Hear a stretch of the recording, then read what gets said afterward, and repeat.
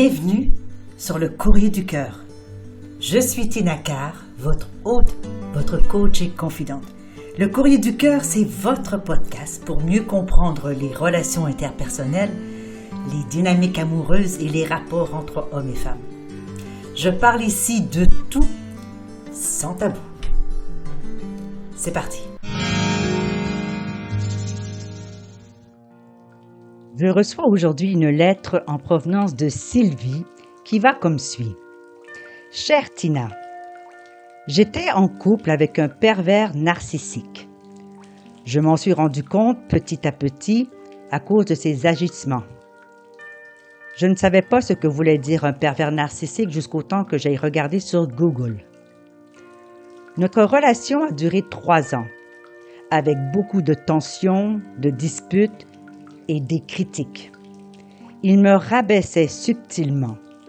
Puis, il y a eu la tricherie, la tromperie, mais j'ai pardonné car il m'harcelait beaucoup. Aujourd'hui, on en est venu aux mains.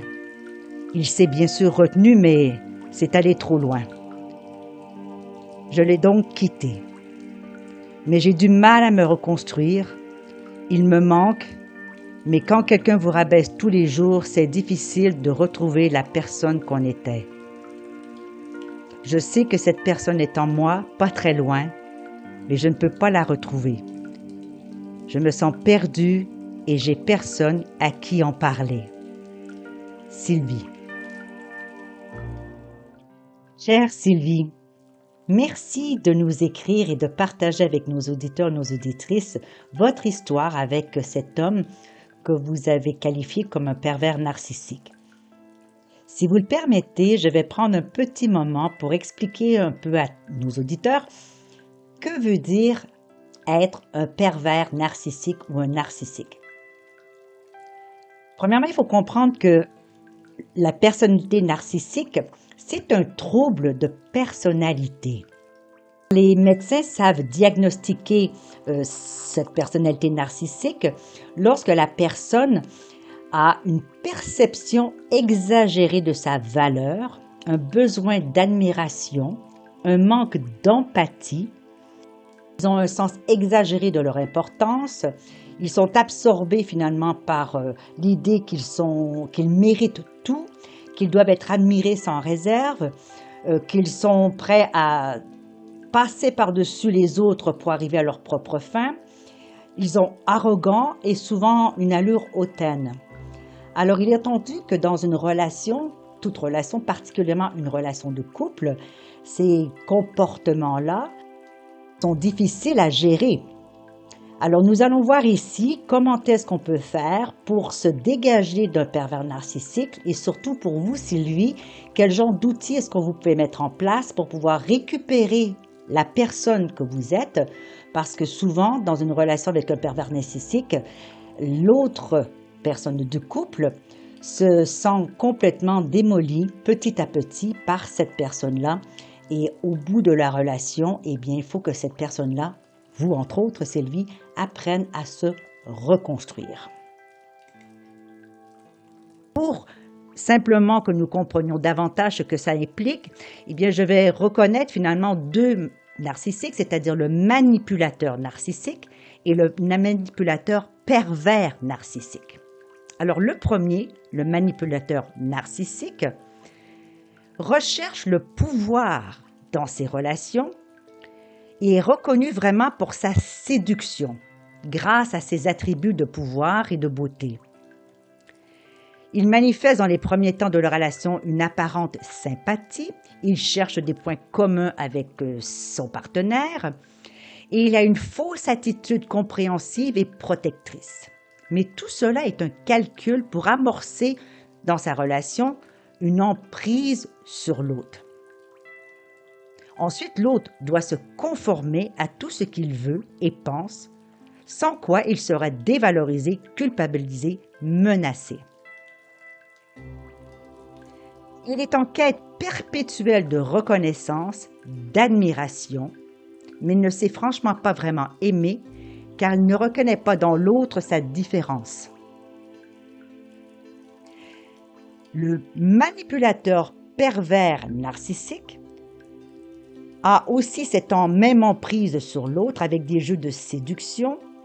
Et une fois l'emprise installée, il s'isole et harcèle sa victime jusqu'à ce qu'elle perde toute son énergie, tombe dans la dépression, parfois dans des maladies psychosomatiques et parfois même jusqu'à aller au suicide.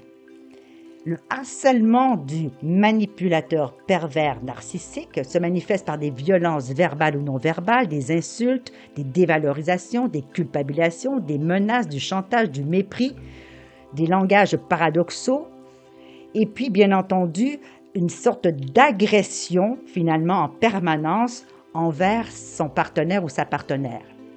Il se croit au-dessus des lois et évidemment n'éprouve aucune culpabilité, aucune morale, a aucun sens des interdits, malgré toute évidence. Quand il a épuisé sa proie, quand il a complètement démoli, exploité, jeté, parce qu'il a instrumentalisé, eh bien, il en choisit une autre. Alors, vous voyez bien que ces relations-là entre partenaires sont absolument malsaines et surtout destructrices pour la personne qui est en face d'un narcissique ou d'un pervers narcissique.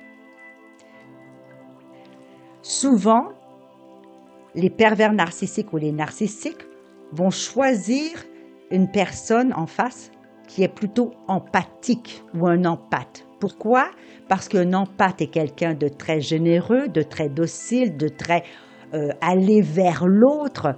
Alors, le pervers narcissique ou le narcissique se nourrit de cette personne qui est si bienveillante, si généreuse et qui est de son nature, dans sa nature propre, va justement nourrir l'ego et nourrir le besoin d'admiration constante que le pervers ou le narcissique a besoin. Voici un peu le grand topo des pervers narcissiques et des narcissiques. Si je comprends bien, c'est que vous êtes au stade actuellement où vous êtes justement cette personne détruite. Qu'est-ce qu'on peut faire une fois qu'on s'est débarrassé de cette personne qui nous a encadrés pendant un temps dans un cadre idyllique où la séduction et l'amour étaient omniprésents? C'est compliqué. C'est compliqué parce que le pervers narcissique ou le narcissique s'attache vraiment à vous faire perdre toute perception de la réalité. Souvent, dans un couple, il ne résistera pas à vous promettre l'amour éternel. Mais dans ce système qu'il a installé entre vous, ce qu'il cherche constamment, c'est d'une part, je l'ai dit, je me répète, d'avoir cette validation constante qu'il est le plus beau, le plus magnifique ou la plus merveilleuse personne. Et puis, il va faire en sorte de tranquillement, petit à petit, pointer vers vous vos faiblesses, pointer vers vous vos manques et finalement de rechercher chez vous toutes les petites choses qu'il peut vous reprocher afin de vous diminuer. Alors, c'est une espèce de ballon. Plus il vous diminue subtilement, souvent subtilement, eh bien, plus lui se sent valorisé. Alors, à long terme, c'est une relation absolument catastrophique. Catastrophique, pourquoi? Parce qu'elle est à sens unique, c'est-à-dire que le narcissique ou le pervers narcissique va vraiment lui profiter de l'autre, qu'il soit empathe ou pas, mais va profiter de l'autre qui est là pour l'aimer, lui donner tout ce dont il a besoin. Et de l'autre côté, le pervers narcissique va s'employer justement à détruire petit à petit la personne qui est devant lui. Vous me dites, en plus qu'il a évidemment eu beaucoup de tensions, qu'il a eu beaucoup de disputes, qu'il a eu beaucoup de critiques. C'est le propre d'une relation narcissique versus un empathe, par exemple. Et évidemment, le narcissique, dans son besoin extraordinaire de validation, va tout probablement aller ailleurs pendant même la relation. Pourquoi? Parce qu'il a besoin de telle validation que s'il ne la retrouve pas dans le couple, eh bien, il va tromper le conjoint, la conjointe. Il va évidemment causer ces infidélités-là pour aller chercher ailleurs cette validation. Alors, ça peut être au niveau de la séduction, ça peut même au niveau de la relation sexuelle, ça peut être au niveau de n'importe quelle relation qu'il pourra avoir avec une autre personne qui va nourrir cet ego qu'il a développé souvent dans l'enfance, soit par mimétisme d'un parent narcissique ou soit par une blessure profonde que cet enfant-là a subie. Est-ce que c'est le rôle du conjoint-conjointe de guérir un narcissique ou un pervers narcissique? Bien sûr que non.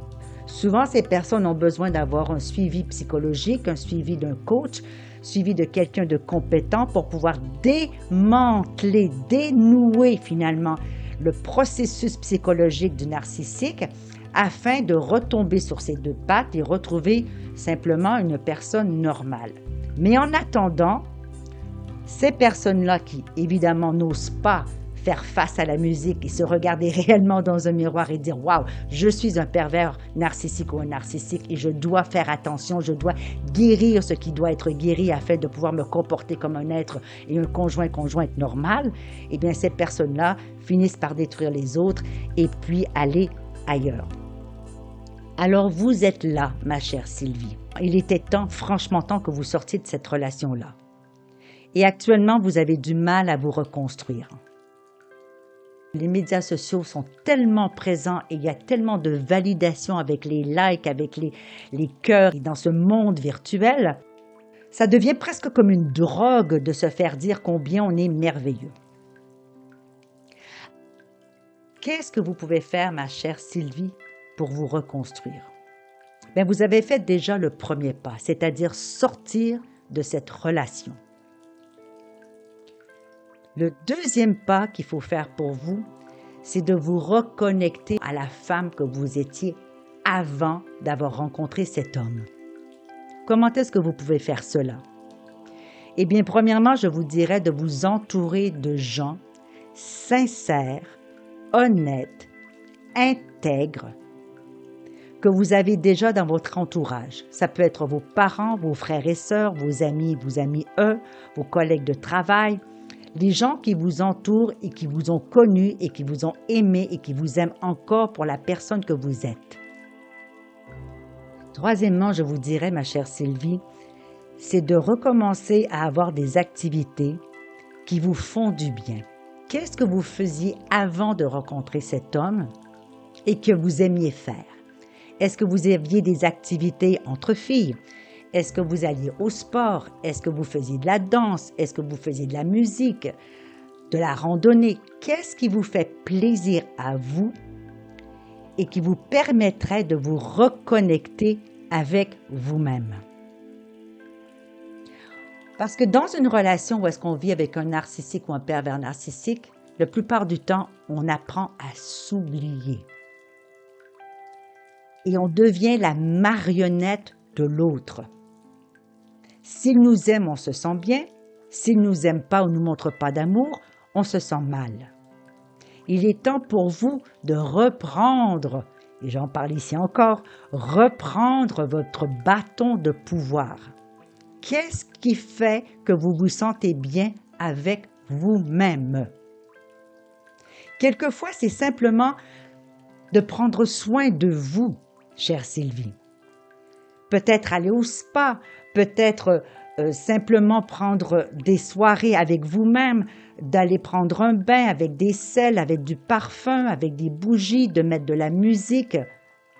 Peut-être même reprendre contrôle de votre propre corps, de vous donner des soins physiques, de prendre le temps de reconnecter avec votre sensualité, avec votre sexualité en solo. Qu'est-ce qui vous fait plaisir dans les petits gestes au quotidien pour vous reconnecter avec la femme que vous êtes? Je vous promets, chère Sylvie, que cet homme-là avec qui vous avez été 3 ans ne méritait pas que vous soyez ainsi démolie. Et la meilleure, je répète, la meilleure vengeance, si vengeance il y a, c'est de vous retrouver, de vous épanouir, de retrouver un sens de valeur, de retrouver un sens de fierté et de montrer au monde entier combien vous êtes heureuse sans cet homme. Il n'y a rien de pire pour un narcissique que de voir son ex-conjointe être heureuse, être en forme, de se sentir au top de soi-même. Il n'y a rien de pire pour un narcissique de voir que vous vous en sortez sans lui. Alors ma chère Sylvie, entourez-vous de femmes, entourez-vous de vos amis qui vous aiment. Faites des choses qui vous font sentir bien. Et chaque petit moment que vous prendrez à vous occuper de vous-même, chaque petit moment où vous vous sentirez valorisé par vous-même et éventuellement peut-être par vos amis et votre entourage, plus vous allez vous rapprocher de la liberté de cette relation. Parce que dans une relation où il y a un pervers narcissique ou un narcissique, on est emprisonné. On est emprisonné. Alors l'idée ici, c'est de vous dégager de cet homme et de reconnaître en vous la femme que vous êtes.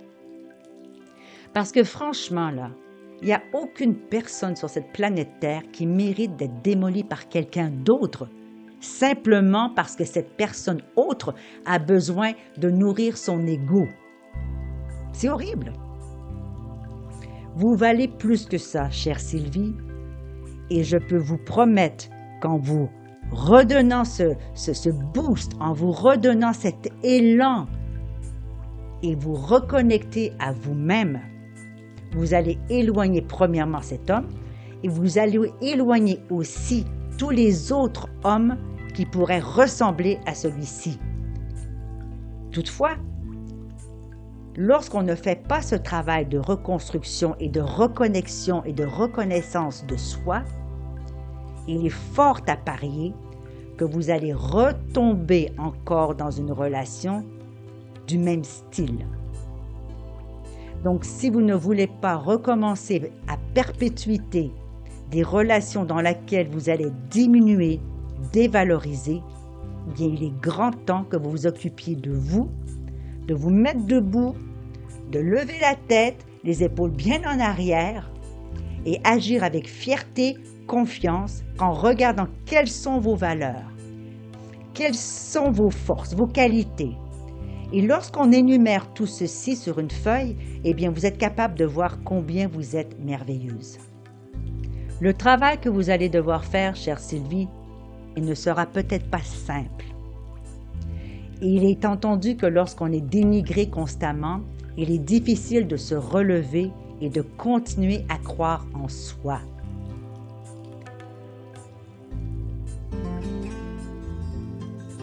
Le temps permet à chaque chose de se mettre en place, chaque chose d'être accueillie, d'être intégrée, d'être réfléchie, d'être exprimée, d'être ressentie. Le temps nous permet de vivre tout ceci. Actuellement, nous avons tellement peur de nos émotions, nous avons tellement peur du rejet, nous avons tellement peur du ridicule, tellement peur du jugement. On aimerait que le temps, lorsque nous sommes en douleur, en souffrance, en tristesse, on aimerait que le temps soit aussi rapide que l'Internet, aussi rapide que les réponses qu'on peut avoir sur Google. Nous voulons tout de suite. Lorsqu'il s'agit de relations, c'est-à-dire relation à soi, relation à l'autre, relation aux autres, relations spirituelles, dans toutes les relations, le temps est celui qui s'installe entre les personnes. Le temps est nécessaire pour gérer nos émotions, pour vivre les émotions, pour calmer nos émotions, pour enterrer nos squelettes et puis ranimer nos anges et ranimer nos couleurs. On ne peut pas prédire combien de temps on va mettre pour guérir. On peut raccourcir, si on veut, avec des outils, des exercices, etc., des consultations, du coaching. Alors je vous dirais, chère Sylvie, accordez le temps au temps. Prenez le temps de prendre soin de vous, prenez le temps de prendre soin de votre douleur, de faire le deuil des choses et des personnes que vous devez donc écarter de votre futur. Et aussi facile que ça se dit et aussi difficile que ça se fait, c'est faites-vous confiance. Vous allez être capable dorénavant de reconnaître les signes d'un pervers narcissique afin de ne pas reproduire de nouveau cette expérience avec quelqu'un d'autre. Il y a des hommes superbes dans ce monde. Il y a des hommes bienveillants, il y a des hommes bons, il y a des hommes généreux, il y a des hommes qui sauront aimer une femme de manière saine. Et ne laissez personne vous convaincre du contraire. Chaque jour que vous vous levez, souriez-vous dans la glace, regardez-vous profondément dans les yeux et admirez combien la femme que vous voyez dans le reflet de votre miroir est absolument magnifique. Nous voilà à la fin de cet épisode du Courrier du Cœur. Merci d'avoir été là et d'avoir partagé ce moment avec moi. J'espère que vous y avez trouvé de la valeur. Si vous ne l'avez pas déjà fait, eh bien je vous invite à vous abonner à ce podcast afin de manquer aucun épisode. Et vous pourriez, par la même occasion, si le cœur vous en dit, écrire un commentaire ou laisser une appréciation avec quelques étoiles. Alors je vous retrouve dans un prochain épisode du Courrier du Cœur. Mon nom est Tina Carr, je suis votre hôte, votre coach et votre confident. À bientôt.